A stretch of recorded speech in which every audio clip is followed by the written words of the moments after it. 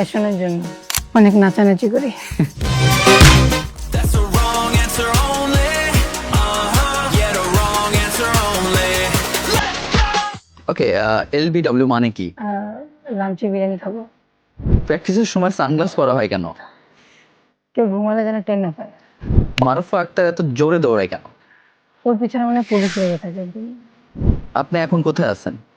আমি এখন ইন্ডিয়াতে। হেলমেট পরা হয় কেন? ফ্যাশনের জন্য। মাঠে নামার আগে টিমমেটরা সবাই কি করেন? শুয়ে থাকি।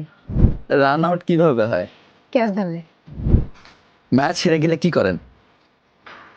অনেক নাচানাচি করি। ডাগআউটে বসে কি করা হয়? ঘুমানো হয়।